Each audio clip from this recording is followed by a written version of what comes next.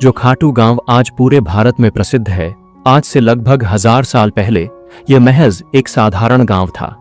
यहाँ के लोग खेती बाड़ी करते, अपने मवेशी चराते और जिंदगी की सामान्य दिनचर्या में व्यस्त रहते थे। किसी को पता नहीं था कि उनकी धरती के नीचे एक ऐसा रहस्य छिपा है जो पूरी दुनिया की आस्था को हिला देगा। गांव में रहने वाला एक सामान्य किसान किशनलाल था। उसके पास एक सफेद गाय थी जिसका नाम धोलरी था। धोलरी अच्छे दूध के लिए पूरे गांव में प्रसिद्ध थी। किशनलाल हर सुबह उसे चराने के लिए गांव के बाहरी हिस्से में ले जाता था। लेकिन कुछ दिनों से एक अजीब बात हो रही थी। जब भी धोलरी खेत के एक खास हिस्से में पहुंचती, वह अचानक रुक जाती और उसके थनों से अपने आप दूध बहने लगता। यह केवल उसी जगह होता था, एक छोटे से टीले के पास, जहां सफेद बालू पत्थर बिखरे पड़े थे। पहले तो किशनलाल ने सोचा कि शायद गाय बीमार है। उसने गांव के पशु चिकित्सक को दिखाया, लेकिन धोलरी बिल्कुल स्वस्थ थी। फिर भी वही घटना रोज होती रहती। जब यह बात गांव में फैली तो लोग तरह तरह की बातें करने लगे। कुछ कहते थे कि यह कोई अशुभ संकेत है, कुछ कहते थे कि जमीन के नीचे कोई खजाना दबा है। लेकिन गांव की सबसे बुजुर्ग महिला 85 साल की दादी मां सुमित्रा देवी ने कुछ और ही कहा। जहां गाय यूं अपने आप दूध देती है, उन्होंने अपनी कांपती आवाज में कहा, वहां भगवान का कोई संकेत होता है। हमारे पुरखों ने कहा है कि जब धरती मां कुछ बताना चाहती है तो वह अपने निर्दोष प्राणियों के माध्यम से संदेश भेजती है। गांव के मुखिया राम सिंह चौहान ने सभी ग्रामीणों की एक सभा बुलाई। लंबी चर्चा के बाद तय हुआ कि उस जगह की खुदाई की जाए। यह निर्णय आसान नहीं था, क्योंकि अगर कुछ गलत हुआ तो पूरे गांव की बदनामी होती।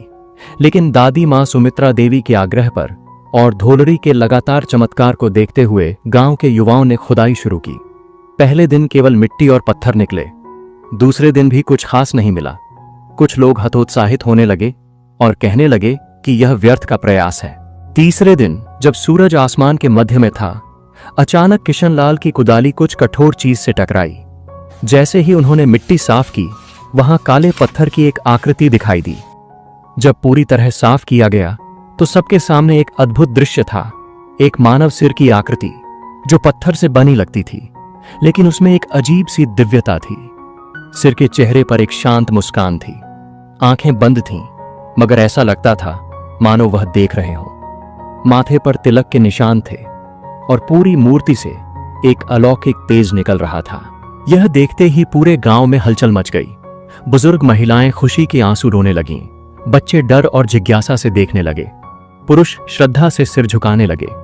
दादी मां सुमित्रा देवी ने कहा, मैंने अपने दादाजी से सुना था कि युगों पहले यहां कोई महान आत्मा दफन की गई थी। आज वह प्रकट हुई है। यह कोई साधारण मूर्ति नहीं, यह किसी देवता का अवतार है। गांव के पंडित जी को बुलाया गया। उन्होंने मूर्ति को देखते ही कहा कि यह अवश्य ही किसी दिव्य शक्ति का प्रतीक है। उन्होंने मूर्ति को धूप दीप से पूजा की और कई दिनों तक नित्य आराधना करते रहे। 7वें दिन की रात खाटू के तत्कालीन राजा रूप सिंह चौहान को एक स्वप्न आया। स्वप्न में एक तेजस्वी पुरुष ने उनसे कहा, राजन, मैं हूं बर्बरीक, जिसे लोग अब श्याम के नाम से जानेंगे। महाभारत काल में मैंने अपने प्राणों की आहुति दी थी धर्म की रक्षा के लिए। श्री कृष्ण ने मुझे वरदान दिया था कि कलयुग में मैं उनके नाम से पूजा जाऊंगा। आज वह समय आया है। मेरे लिए एक भव्य मंदिर का निर्माण करो। मैं यहां हारे हुओं का सहारा बनूंगा। राजा रूप सिंह चौहान ने तुरंत मंदिर के निर्माण का आदेश दिया। सन 1027 ईस्वी में फाल्गुन शुक्ल एकादशी के शुभ दिन वह पवित्र मूर्ति मंदिर में स्थापित की गई।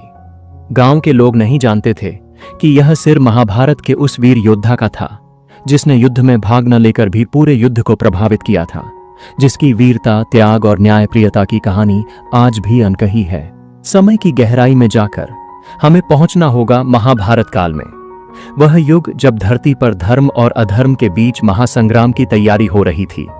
इसी काल में जन्मा था एक अद्भुत बालक, जिसकी कहानी सुनकर आज भी रोंगटे खड़े हो जाते हैं। महाभारत में भीमसेन की पत्नी हिडिंबा से उत्पन्न हुआ था घटोत्कच। राक्षस और मानव के संयोग से बना यह योद्धा अपनी माया और शक्ति के लिए प्रसिद्ध था। घटोत्कच का विवाह हुआ दैत्यराज मोरा की पुत्री अहिलावती से, जो अपनी विद्वता और तपस्या के लिए जानी जाती थी। अहिलावती केवल एक दैत्य कन्या नहीं थी, उसने वर्षों तक मां कामाख्या की आराधना की थी और दिव्य शक्तियों की स्वामिनी बन गई थी। उसे भविष्य दिखाई देता था और वह जानती थी कि उसके गर्भ से जो संतान जन्म लेगी वह कोई साधारण बालक नहीं होगा। जब बर्बरीक का जन्म हुआ तो आसमान में अनोखे चिन्ह दिखाई दिए। पक्षी अलग तरह से गा रहे थे, हवा में दिव्य सुगंध फैली थी और जंगल के सभी जानवर शांत हो गए थे। ऐसा लगता था मानो प्रकृति स्वयं इस बालक के स्वागत में तैयार हो गई हो। बर्बरीक जन्म से ही असामान्य था। 3 साल की उम्र में वह भारी पत्थर उठा लेता था। 5 साल में वह तीर कमान चलाने लगा। 7 साल में वह जंगल के सबसे तेज दौड़ने वाले हिरण को पकड़ लेता था। लेकिन सबसे अनोखी बात यह थी कि बर्बरीक में दया और न्याय की भावना कूट कूट कर भरी थी। वह कभी किसी कमजोर को सताता नहीं था, बल्कि जब भी कोई ताकतवर किसी कमजोर को परेशान करता तो बर्बरीक उसका साथ देता। एक दिन मां अहिलावती ने बर्बरीक से पूछा, पुत्र, यदि तुम्हें कभी किसी युद्ध में जाना पड़े तो तुम किसका साथ दोगे? बर्बरीक ने बिना झिझक के उत्तर दिया, मां, मैं हमेशा सही का साथ दूंगा, लेकिन युद्ध में अक्सर यह पता करना कठिन होता है कि सही क्या है। अहिलावती ने समझाया, क्या तुम मेरा एक वचन मानोगे? हाँ मां, आपकी हर बात सिर आंखों पर। जब भी कोई युद्ध हो तुम हमेशा उस पक्ष का साथ दोगे जो हार रहा हो, क्योंकि हारने वाले को सहारे की सबसे ज्यादा जरूरत होती है। यह वचन बर्बरीक के जीवन की दिशा तय कर देने वाला था। आगे चलकर यही वचन उसे हारे का सहारा बनाने वाला था। युवावस्था में पहुंचकर बर्बरीक ने निश्चय किया कि वह कोई ऐसी शक्ति प्राप्त करेगा जिससे वह न्याय की रक्षा कर सके। मां की सलाह पर वह हिमालय के एकांत स्थान पर मां दुर्गा की तपस्या करने चला गया। 12 वर्षों तक बर्बरीक ने घोर तपस्या की। केवल फल फूल खाकर, कभी कभी केवल हवा पीकर वह मां दुर्गा की आराधना में लीन रहता। उसकी तपस्या इतनी कठिन थी कि देवता भी चकित रह गए। अंततः माता आदिशक्ति यानी मां दुर्गा प्रसन्न हुई और प्रकट होकर बोली, वत्स बर्बरीक, तुम्हारी तपस्या से मैं प्रसन्न हूं, मांगो क्या चाहिए? बर्बरीक ने हाथ जोड़कर कहा, माता, मुझे ऐसी शक्ति दीजिए जिससे मैं अकेले ही किसी भी अन्याय का अंत कर सकूं। मां दुर्गा मुस्कुराई और बोली, तथास्तु, मैं तुम्हें 3 दिव्य बाण देती हूं। पहला बाण उन सभी को चिह्नित करेगा जिन्हें तुम मारना चाहते हो। दूसरा बाण उन सभी को चिह्नित करेगा जिनकी तुम रक्षा करना चाहते हो। और तीसरा बाण उन सभी को नष्ट कर देगा जो पहले बाण द्वारा चिह्नित हैं। यह बाण कोई साधारण अस्त्र नहीं थे, इनमें दिव्य शक्ति थी। जब महाभारत युद्ध की तैयारी हुई तो बर्बरीक ने भी युद्ध में जाने का निर्णय लिया। उसके पास 3 दिव्य बाण थे, एक दिव्य धनुष था और सबसे बढ़कर मां का वचन था कि वह हारने वाले का साथ देगा। बर्बरीक जानता था कि इस युद्ध में उसके ही परिवार के लोग आमने सामने हैं। एक तरफ उसके पितामह भीम और पांडव, दूसरी तरफ कौरव। लेकिन उसके लिए यह पारिवारिक युद्ध नहीं था, यह धर्म और अधर्म के बीच का संघर्ष था। भगवान श्री कृष्ण सर्वज्ञ थे।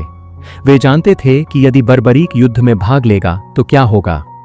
बर्बरीक पहले हारने वाले पक्ष का साथ देगा, उसके साथ आने से वह पक्ष जीतने लगेगा।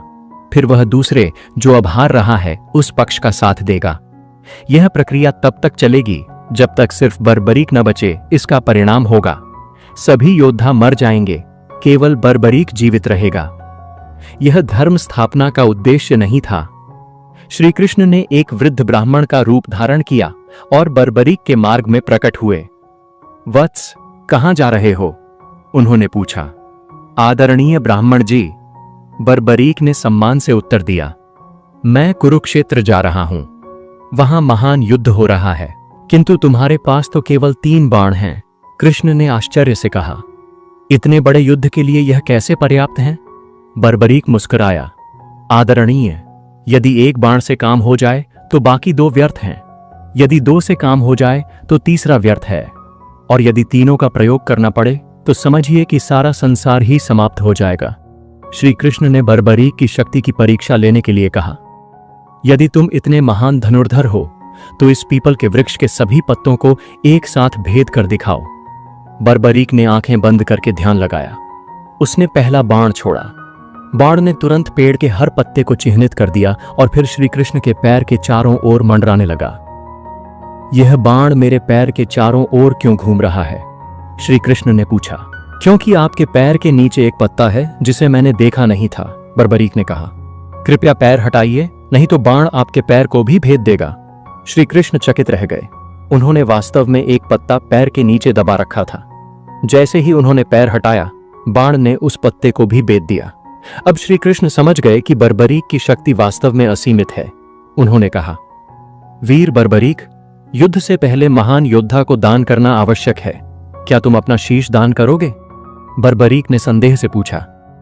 कोई साधारण ब्राह्मण इतना बड़ा दान नहीं मांग सकता। आप कौन हैं? तब श्री कृष्ण ने अपना दिव्य रूप प्रकट किया। चारों ओर तेज फैल गया। आकाश में शंख की ध्वनि गूंजी और देवता पुष्प बरसाने लगे। प्रभु, बर्बरीक ने भक्ति से सिर झुकाया। आपकी आज्ञा शिरोधार्य है, लेकिन एक अंतिम इच्छा है। कहो वत्स। मैं यह महान युद्ध देखना चाहता हूं। श्री कृष्ण ने बर्बरीक को वरदान दिया, तुम्हारा शीश एक पहाड़ी पर रखा जाएगा, जहां से तुम पूरा युद्ध देख सकोगे, और कलयुग में तुम मेरे ही नाम श्याम से पूजे जाओगे। तुम्हारी शक्ति, तुम्हारा त्याग और तुम्हारी न्यायप्रियता हमेशा के लिए अमर हो जाएगी। बर्बरीक ने प्रसन्नता पूर्वक अपना शीश काटकर श्री कृष्ण को समर्पित कर दिया। श्री कृष्ण ने उस शीश को अमृत से सींचा और उसे एक पहाड़ी पर स्थापित कर दिया। पूरे 18 दिन का युद्ध बर्बरीक के शीश ने देखा। युद्ध के अंत में जब युधिष्ठिर ने पूछा कि युद्ध में सबसे महान योद्धा कौन था, तो बर्बरीक के शीश ने उत्तर दिया, मुझे युद्ध में केवल भगवान श्री कृष्ण का सुदर्शन चक्र ही घूमता दिखाई दिया, जो शत्रु सेना का वध कर रहा था। उनके अपने शब्दों में, वे युद्ध में किसी भी योद्धा को लड़ते हुए नहीं देख रहे थे, बल्कि केवल श्री कृष्ण के सुदर्शन चक्र को ही सभी की गर्दन काटते हुए देख रहे थे। बर्बरीक का शीश युद्ध के बाद अंतर्धान हो गया। श्री कृष्ण का वरदान था कि वह कलयुग में पुनः प्रकट होगा। सदियां बीती, युग बदले, लेकिन वह महान आत्मा धरती के गर्भ में छुपी रही, जब तक कि खाटू गांव में एक गाय के चमत्कार ने उसे पुनः प्रकाश में नहीं लाया। खाटू गांव में बर्बरीक के शीश की खोज के बाद जो घटनाएं हुई, वे न केवल आश्चर्यजनक थीं, बल्कि इतनी रहस्यमय थीं कि आज भी वैज्ञानिक इनकी व्याख्या नहीं कर सकते। राजा रूप सिंह चौहान का स्वप्न केवल एक सामान्य सपना नहीं था। जब उन्होंने आंखें खोली तो उनके माथे पर तिलक का निशान था, बिल्कुल वैसा ही जैसा उस दिव्य पुरुष के माथे पर था जिसने स्वप्न में दर्शन दिए थे। यह देखकर रानी नर्मदा कंवर भी चकित रह गईं।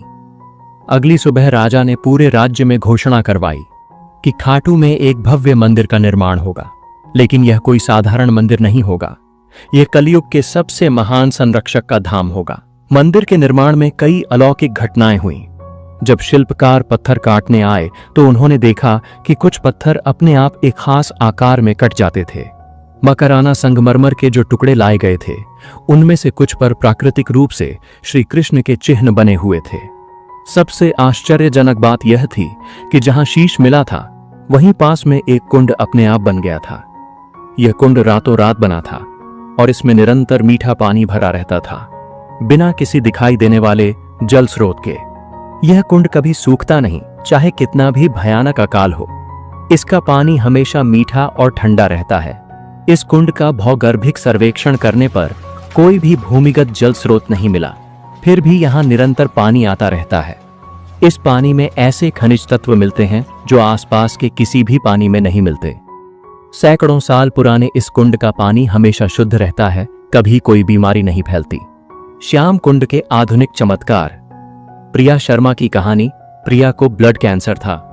डॉक्टरों ने हार मान ली थी। उसके परिवार ने अंतिम उम्मीद के रूप में श्याम कुंड में स्नान कराया। 3 महीने बाद जांच में पाया गया कि कैंसर के सारे सेल्स गायब हो गए हैं। डॉक्टर इसे मेडिकल मिरेकल कहते हैं। बीकानेर के एक व्यापारी रामदेव जी को कोढ़ की बीमारी थी। जब उन्होंने श्याम कुंड में स्नान किया तो 3 दिन में उनकी बीमारी पूरी तरह ठीक हो गई। यह घटना इतनी प्रसिद्ध हुई कि दूर दूर से लोग यहां आने लगे। अजमेर की गंगा देवी के पैर में लकवा था। 15 साल से वह नहीं चल सकती थी। श्याम कुंड में स्नान के बाद वह न केवल चल सकीं, बल्कि दौड़ भी सकीं। 1679 ईस्वी में मुगल सम्राट औरंगजेब ने राजस्थान के मंदिरों को नष्ट करने का अभियान चलाया। उसकी सेना खाटू भी पहुंची। मुख्य मंदिर पर हमला करने से पहले सैनिकों ने पास के गौरी शंकर मंदिर पर आक्रमण किया। यहां एक प्राचीन शिवलिंग स्थापित था। जब सैनिकों ने भालों से शिवलिंग पर प्रहार किया तो अचानक शिवलिंग से रक्त की धारा बहने लगी। ये देखकर सैनिक भयभीत हो गए। कुछ सैनिकों के हाथ अचानक सुन्न हो गए, कुछ की आवाज चली गई। डरे हुए सैनिक वहां से भाग खड़े हुए और फिर कभी वापस नहीं आए। 1857 के विद्रोह के समय जब अंग्रेजों और स्थानीय राजाओं के बीच संघर्ष चल रहा था, खाटू मंदिर पूरी तरह सुरक्षित रहा। कहते हैं कि जो भी मंदिर को नुकसान पहुंचाने की सोचता था वह रहस्यमय रूप से बीमार हो जाता था। 1947 में भारत पाकिस्तान बंटवारे के दौरान जब चारों ओर दंगे हो रहे थे, खाटू में पूरी शांति रही। 1971 में जब राजस्थान में भीषण बाढ़ आई तो चारों ओर पानी ही पानी था, लेकिन मंदिर परिसर में एक बूंद पानी नहीं घुसा। श्याम कुंड का पानी भी बिल्कुल साफ रहा। खाटू श्याम मंदिर की सबसे बड़ी विशेषता यह नहीं है कि यह कितना सुंदर है या कितना पुराना है। इसकी सबसे बड़ी विशेषता है यहां आने वाले भक्तों के जीवन में होने वाले चमत्कार। दिल्ली की सुनीता देवी को डॉक्टरों ने कहा था कि वह कभी मां नहीं बन सकती। 15 साल की शादी के बाद भी कोई संतान नहीं हुई थी। सास ससुर का ताना, पति का गुस्सा और समाज का तिरस्कार, सब कुछ झेलते झेलते वह टूट गई थी। एक बार उसकी सहेली ने उसे श्याम बाबा के बारे में बताया। सुनीता ने सोचा कि अब तो सब कुछ आजमा चुकी है, एक बार यहां भी चलकर देख लेती है। जब सुनीता खाटू पहुंची तो उसके सामने एक अनोखा दृश्य था। एक औरत अपने नवजात बच्चे को लेकर श्याम बाबा के सामने खड़ी थी और कह रही थी, बाबा, आपने मुझे यह संतान दी है, इसे आपका आशीर्वाद हमेशा मिलता रहे। सुनीता को लगा जैसे यह दृश्य सीधे उसके दिल पर चोट कर रहा हो। उसकी आंखों से आंसू बहने लगे। उसने श्याम बाबा से प्रार्थना की, बाबा, मुझे भी मां बनने का सुख दो, मैं आपका सबसे बड़ा निशान लेकर आऊंगी। 3 महीने बाद सुनीता गर्भवती हुई। 9 महीने बाद उसका एक सुंदर बेटा हुआ। जब बच्चा 6 महीने का हुआ तो सुनीता ने वादे के अनुसार 21 फुट का निशान लेकर पैदल यात्रा की। सुनीता के अब 3 बच्चे हैं। वह हर साल निशान यात्रा करती है और अन्य निःसंतान महिलाओं को प्रेरणा देती है। राकेश अग्रवाल जयपुर का एक छोटा व्यापारी था। उसकी कपड़े की दुकान में बहुत कम ग्राहक आते थे। उस पर 5 लाख रुपए का कर्ज हो गया था। साहूकार परेशान कर रहे थे, दुकान बंद करने की नौबत आ गई थी। राकेश की मां ने कहा, बेटा, एक बार श्याम बाबा के दर्शन करके आ, हमारे परिवार में सभी का भला हुआ है वहां जाने से। राकेश ने सोचा कि अब तो सब कुछ गया ही समझो, एक बार कोशिश करके देख लेते हैं। उसने निशान बनवाया और पैदल यात्रा की। मंदिर में जाकर उसने प्रार्थना की, बाबा, मेरा व्यापार ठीक कर दो, मैं हर साल आपका निशान लेकर आऊंगा और गरीब लोगों की मदद करूंगा। खाटू से लौटने के 1 हफ्ते बाद राकेश की दुकान में एक बड़ा व्यापारी आया। उसने कहा कि उसे राकेश की दुकान के कपड़े पसंद आए हैं और वह 50,000 रुपए का ऑर्डर देना चाहता है। धीरे धीरे राकेश का व्यापार बढ़ता गया। आज उसके जयपुर में 12 शोरूम हैं और वह करोड़पति है। लेकिन वह अपना वादा नहीं भूला। हर साल निशान यात्रा करता है और गरीब बच्चों की शिक्षा के लिए पैसा देता है। 21वीं सदी में जब दुनिया तकनीक की गुलाम हो गई है, जब इंसान अपनी जड़ों से कट रहा है, जब रिश्ते टूट रहे हैं और समाज बिखर रहा है, उस वक्त खाटू श्याम का संदेश पहले से कहीं ज्यादा प्रासंगिक हो गया है। आश्चर्यजनक बात यह है कि जैसे जैसे दुनिया डिजिटल होती जा रही है, खाटू श्याम में लोगों की आस्था बढ़ती जा रही है। इसके पीछे कई कारण हैं। ऑस्ट्रेलिया की प्रीति पटेल बताती हैं, मैं 15 साल से ऑस्ट्रेलिया में हूं। यहां भी हमारा एक छोटा सा श्याम मंदिर है। हर साल फाल्गुन में हम यहां मेला करते हैं। विदेश में रहकर भी श्याम बाबा का साथ महसूस करते हैं। युवाओं में बढ़ती आस्था। आश्चर्यजनक बात यह है कि आज के युवा जो अक्सर धर्म से दूर रहते हैं, वे श्याम बाबा की तरफ आकर्षित हो रहे हैं।